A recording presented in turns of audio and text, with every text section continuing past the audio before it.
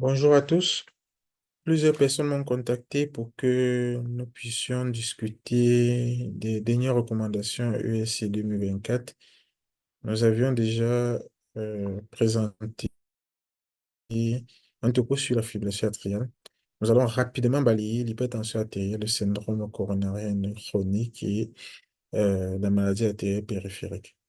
En sachant, comme je l'ai dit, pour la fibrillation atriale, que ces recommandations sont assez vastes et qu'il est difficile de pouvoir, en un seul topo, balayer l'ensemble des recommandations. L'essentiel, c'est vraiment de mettre en lumière ce que nous avons jugé utile pour la pratique courante, en sachant qu'il y aura plein de webinaires, il y aura plein de congrès qui vont revenir sur ces recommandations. Donc, rapidement, je vais commencer par l'hypertension artérielle.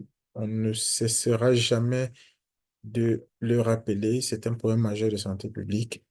Et les recommandations actuelles insistent sur les outils tels que la MAPA et l'automesure comme outils diagnostiques. Ce que moi j'ai trouvé intéressant, c'est que dans les milieux qui sont défavorisés où c'est logistiquement impossible de pouvoir utiliser ces mesures, on peut utiliser les mesures au cabinet répétées pour pouvoir confirmer donc l'hypertension artérielle. La deuxième chose qui est importante dans ces recommandations, c'est qu'aujourd'hui, on ne parlera plus de préhypertension artérielle. Ce terme a été remplacé par la pression artérielle élevée, même si ça représente à peu près la même chose. 120, 139 mm de mercure pour la pression artérielle systolique, 70-89 mm de mercure pour la pression artérielle diastolique. En sachant que ces patients qui sont dans la catégorie pression artérielle élevée ont un risque de développer des événements, de présenter des événements cardiovasculaires plus élevés que la population générale. C'est pour ça que, en fonction de l'appréciation du niveau de risque cardiovasculaire global, par le score 2 et le score de OP, on peut débuter un traitement antihypertenseur chez ces patients. Je vous affiche là dans les catégorisations de la pression artérielle non élevée tête, c'est-à-dire pression artérielle normale, pression artérielle élevée et hypertension artérielle. Les cutoffs vont dépendre de l'outil que nous utilisons, soit les mesures au cabinet, soit l'automesure, soit la mesure ambulatoire de la pression artérielle. Une nouveauté qui me semble être un petit peu intrigante, c'est qu'on nous demande aujourd'hui de rechercher systématiquement l'hyperaldostéronisme primaire chez les patients qui ont une hypertension artérielle confirmée en dosant donc justement la rénine et l'aldostérone plasmatique. De toutes les façons, dans les pays qui sont défavorisés, ça sera un peu compliqué, mais quand on a la possibilité de le faire, pourquoi pas? Chez les patients hypertendus, si on peut euh, poser le diagnostic d'un hyperaldostéronisme primaire chez ces derniers. On sait qu'avant, on réservait cela aux patients euh, jeunes chez qui on recherchait activement l'hypertension artérielle secondaire, mais aujourd'hui, chez tous les patients, il faudrait y penser. La deuxième chose qui était déjà euh, signalée dans les anciennes recommandations, c'est qu'il fallait chercher, en fait, rechercher l'hypotension orthostatique chez les patients. Aujourd'hui, on nous précise et on insiste sur le fait que cela doit être fait avant de débuter le traitement ou au moment d'intensifier un traitement, car les médicaments que nous allons mettre pourraient potentiellement majorer l'hypotension orthostatique chez les patients. La question de la chronothérapie aujourd'hui est une question qui a été posée il y a plusieurs années. Est-ce que quand on met le médicament le matin ou le soir, ça change quelque chose en termes de contrôle des chiffres tensionnels, de pronostic des patients? Finalement, ça ne change pas grand-chose. Le plus important, c'est que le patient prenne ses médicaments à son heure de convenance, mais qu'il prenne de façon régulière. La personne âgée. Alors, la personne âgée, ça a été la lutte des gériatres. On sait souvent qu'à partir d'un moment, on a peur, à partir d'un certain âge, quand la personne atteint les 85 ans, qu'elle est fragile, on se dit, bon, finalement, est-ce que l'espérance de vie est si grande pour pouvoir débuter un traitement antihypertenseur? Sauf qu'on ne peut pas prédire la longévité avec exactitude. On ne peut pas prédire que demain ou après-demain, le patient ne va pas présenter d'événements cardiovasculaires, etc. Donc, finalement, On a décidé dans ces recommandations, on a proposé, recommandé dans ces guidelines de pouvoir débuter dans le traitement antihypertensif chez les patients depuis 85 ans, même s'ils sont fragiles, tant que le traitement est bien toléré, avec un seuil de plus de 140 sur 80, au moins 140 sur 90 mm de mercure, et une cible autant que faire se peut, en tout cas, tant que le patient tolère euh, le traitement, en tout cas, à la limite de la tolérance.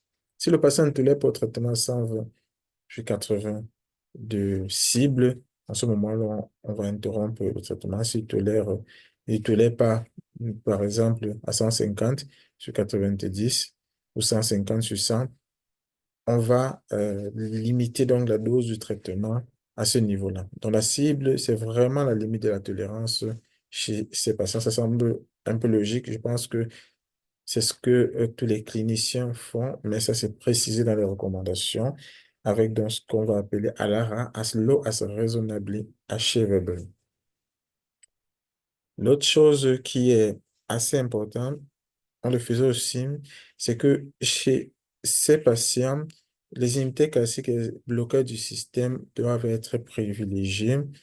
Et si les patients ne sont pas contrôlés, on peut mettre des faibles doses de diurétiques. On sait que les diurétiques, les doses importées de diurétiques peuvent favoriser l'hypotension orthostatique. Il faut éviter autant que faire se peut les traitements bradykardisants, donc les bêta-bloquants, puisque les patients, le plus souvent, des, à un certain âge, commencent à avoir des troubles conductifs et donc il est possible de majorer ces troubles conductifs avec des bêta-bloquants, sauf s'il y a d'autres indications comme une fibrillation atriale, comme une cardiopathie ischémique. En ce moment-là, on peut mettre des bêta-bloquants et les alpha-bloquants également ne sont pas recommandés dans cette population.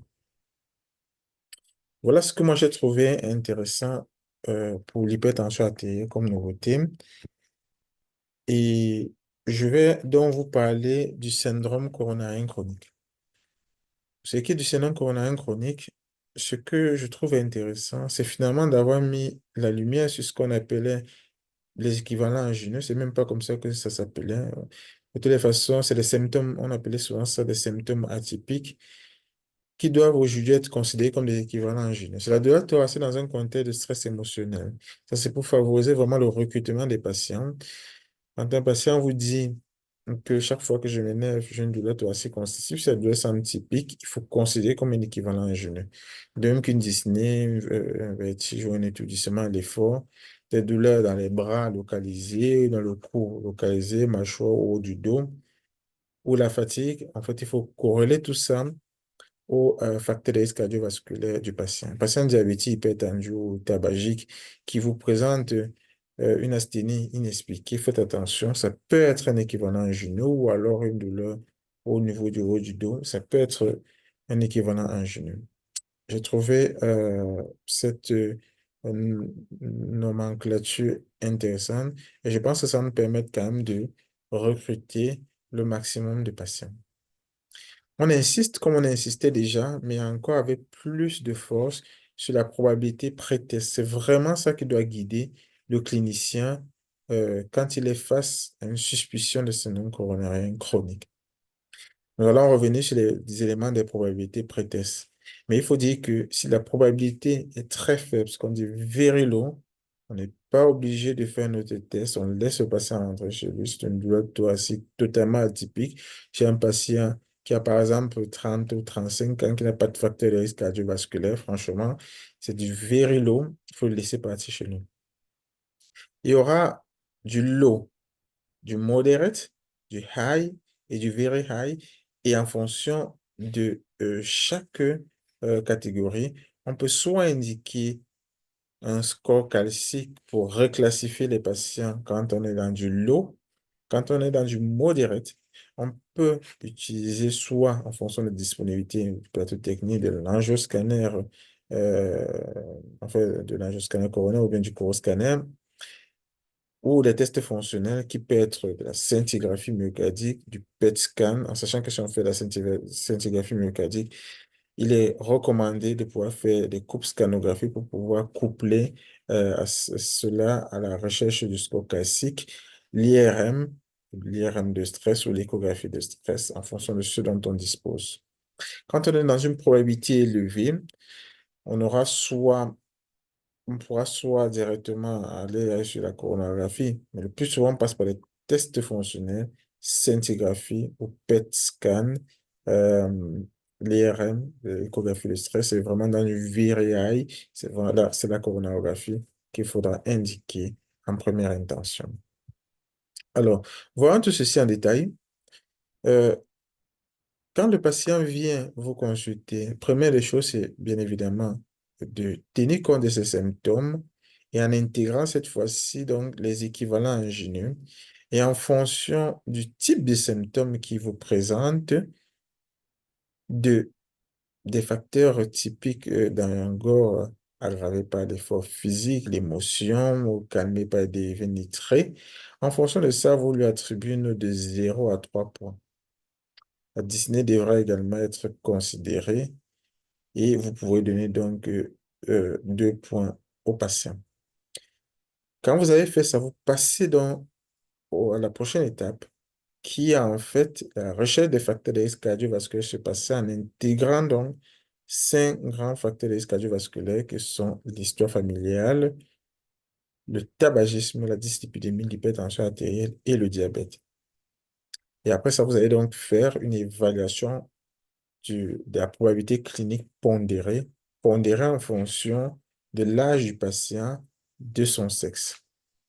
Si on a un patient qui a entre 30 et 39 ans, par exemple, et qui a sur le plan des symptômes des points qui varient entre 0 et 1 point, on est dans cette catégorie-ci. La première case, si c'est 2 points, on est dans la deuxième case, et c'est 3 points, on est dans la troisième case. Et en fonction des facteurs de risque qu'ils présentent, on aura soit 0, 1, 2, 3, 4, 5 qu'on attribuera et on pourra lui donner un point, en sachant donc qu'il va tomber sur, euh, on va dire, un type en fonction des couleurs. Ce sera du bleu ciel, du bleu foncé, enfin du bleu, du vert ou du jaune.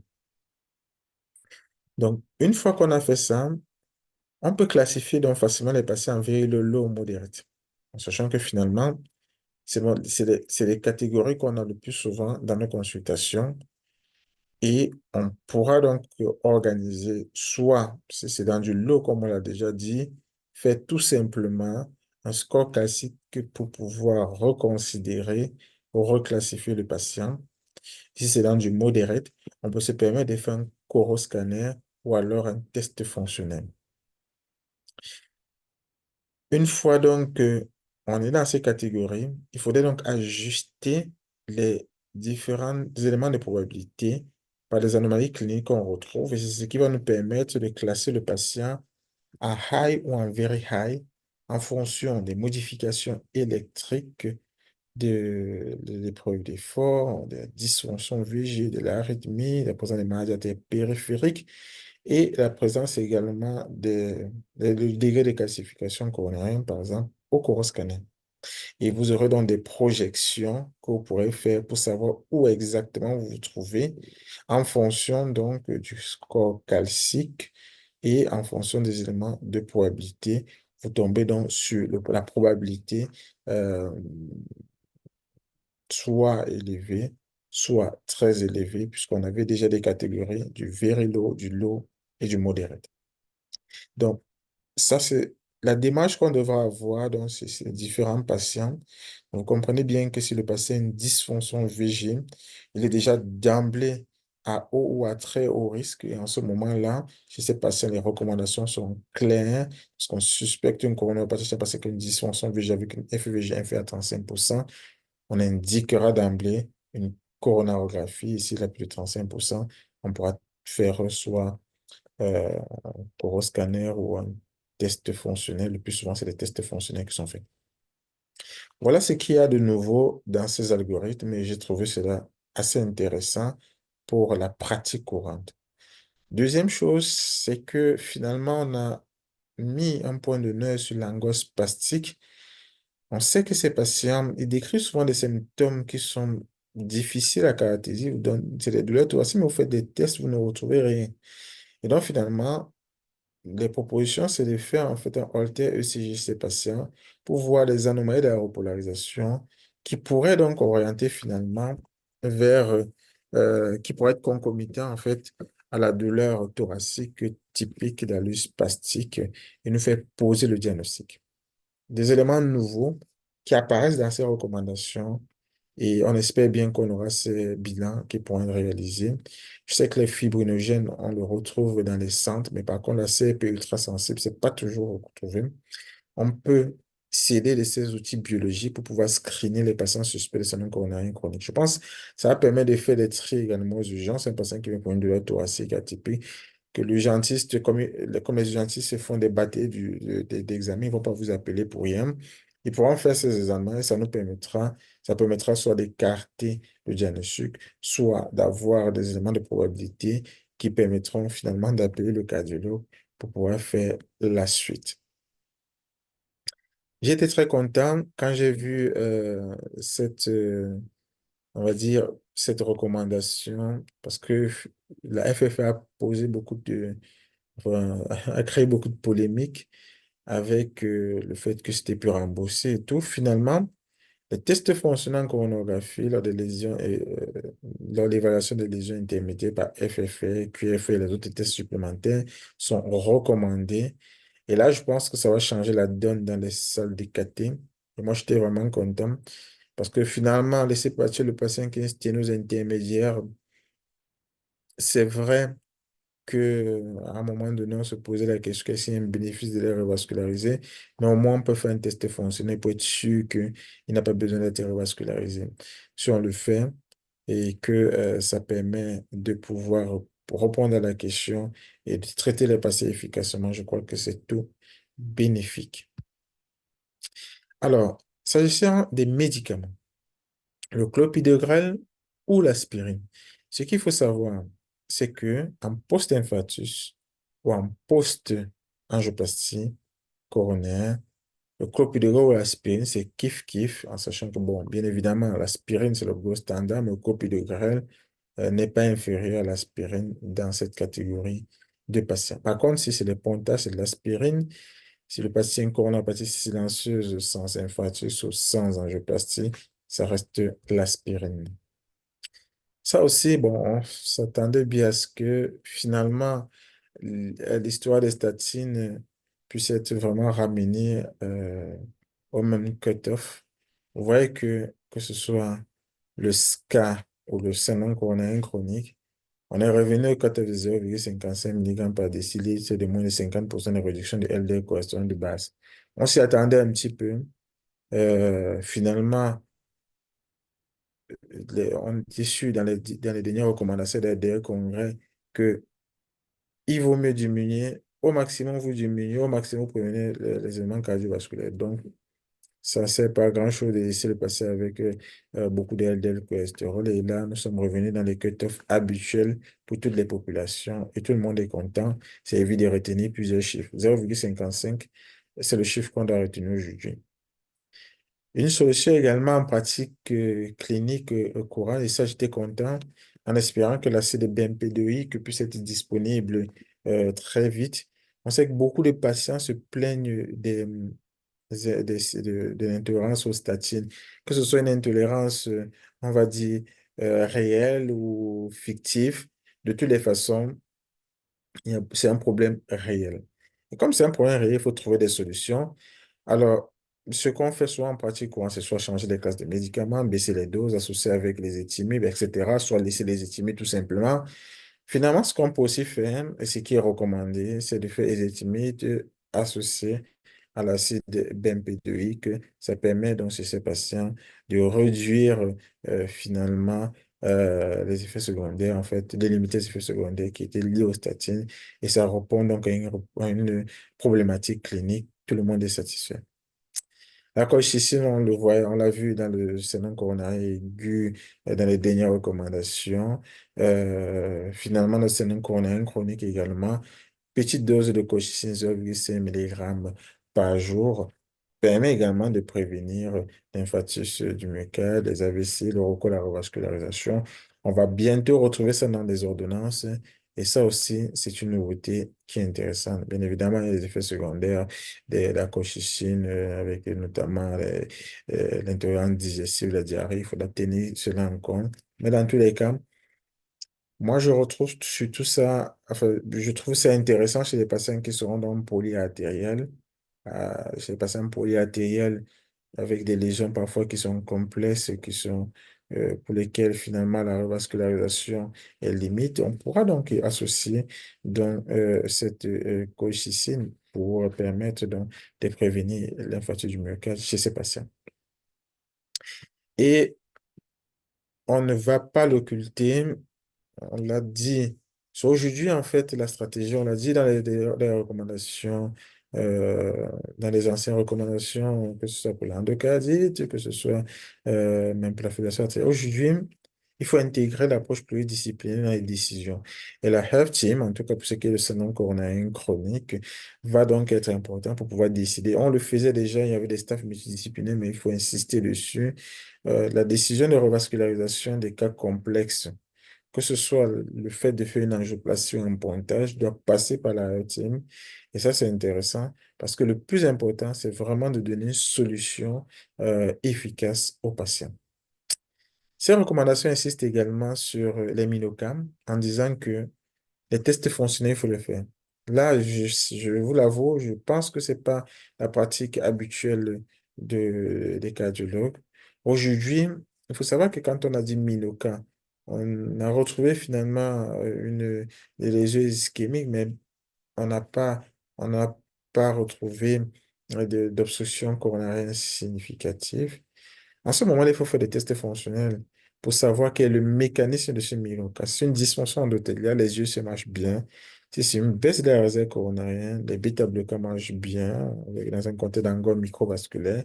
Et si c'est l'angoisse spastique, les inhibiteurs calciques et en moins degré, donc les DV notamment pour prévenir les récidives marchent également bien. Donc ça, c'est important de faire ces tests. Et enfin, pour améliorer l'adhérence thérapeutique, les interventions de Hemobile sont intéressantes parce que finalement, ça va permettre d'envoyer des messages aux patients, de délivrer des messages, surtout d'encouragement, de prise de leurs médicaments. Il y aura des applications, ce genre de choses. Donc, il faudrait intégrer ces approches informatiques dans la prise en charge des patients, des technologies de l'information. Et pour améliorer l'adhérence au SIM, les combinaisons thérapeutiques physiques qu'on voit déjà venir sont les bienvenues. L'éducation thérapeutique, l'implication de la famille, l'approche multidisciplinaire, tout ça va permettre à ce que nos patients prennent correctement leur traitement et puissent être soignés de façon efficace. Donc, nous avons parlé de l'hypertension artérielle, nous avons parlé du syndrome coronarien chronique. Je vous dis deux, trois mots sur la maladie artérielle périphérique et la route. Alors, qu'est-ce qu'il y a de nouveau dans ces recommandations? C'est pas si nouveau que ça. On l'avait déjà dit, finalement, il faut considérer le patient qui a une maladie artérielle périphérique comme en fait un patient qui est au moins bi- ou pluriartériel. Dans ce sens-là, il faudrait donc avoir une stratégie globale pour apprécier les différentes lésions dans les autres territoires, en tout cas dans la circulation artérielle de façon globale. Si un patient a par exemple une sténose des artères rénales, il faut penser qu'il peut aussi avoir une sténose carotidienne. Il faut penser qu'il peut avoir une cardiopathie ischémique, etc., de l'artériopathie orbitale des membres inférieurs. Il faut penser à son appréciation globale doit tenir compte de ces éléments-là. Deuxième chose, c'est que comme dans la cardiopathie ischémique, LDL cholestérol, on est pareil, 0,55 ou plus de 50% de réduction LDL cholestérol. La statine est importante parce qu'elle va permettre, un peu tous ces effets pléiotropes, va permettre de réduire la progression et les ruptures d'anévrisme de l'artère, de la haute abdominale, en sachant que on est là dans une recommandation 2A et pour les aortes thoraciques, pour la haute thoracique, on est dans une recommandation 2B. Il faut le dire, il faut le préciser à nos médecins traitants, il faut éviter de donner les fibrates aux patients soi-disant pour contrôler le cholestérol. Ça ne marche pas. Les statines, et si le patient est intolérant, on a vu qu'on peut mettre ezetimibe, acide bempedoïque, vraiment les fibrates, ça ne marche pas. Alors, chez les patients qui ont maladie artérielle périphérique, notamment quand ils ont la théopathie butane des membres inférieurs, l'exercice thérapeutique, ça avait déjà été signalé dans les anciennes recommandations. On le rappelle, a un bénéfice certain. C'est en classe 1. Alors, ceux qui font du Doppler, qui font l'échographie Doppler des troncs supra-aortiques, il faut savoir qu'il y a plusieurs formules qui permettent d'apprécier le degré de sténose carotidienne. Et bon, nous, en pratique, heureusement, nous utilisons une A7 parce que le CST, bon, les vasculaires l'utilisent, mais nous, on trouvait ça un peu plus difficile que de faire le NACET. Heureusement, les recommandations seront claires aujourd'hui. Le NACET doit être considéré pour apprécier dans le degré de sténose carotidienne. Chez tous les patients qui ont maladie artérielle périphérique, comme on a dit, l'approche holistique ou globale des patients doit pouvoir rechercher donc les autres lésions. Et là, par exemple, une sténose sous-clavide, il faut mesurer les pressions artérielles aux deux bras. S'il y a une asymétrie chez un patient qui est artéritique, il faut penser qu'il peut avoir une sténose sous-clavienne. Le Doppler des artères rénales en première intention pour la sténose des artères rénales, bien évidemment, ce n'est pas l'angioscanner parce que très souvent, les gens demandent directement l'angioscanner des artères rénales. Il faut demander le Doppler, c'est l'examen de première intention. S'agissant de la haute, il y a eu des petites modifications de cut-off. Je ne parle pas du Marfan, de la bicuspidie et tout ce qu'on savait déjà. J'avais insisté juste sur les petites modifications qu'il y a eu, en sachant qu'on a intégré la portion tubulaire. Si on a une dilatation de la portion tubulaire chez un patient qui a un risque chirurgical faible de plus de 52 millimètres, c'est une indication chirurgicale.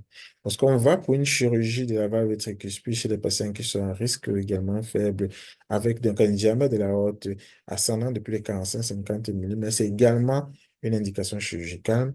Et lorsqu'on va pour une chirurgie cardiaque non aortique, on a une dilatation de la aorte ascendante de plus de 50 millimètres, c'est aussi une indication chirurgicale. Voilà quelques petites nouveautés.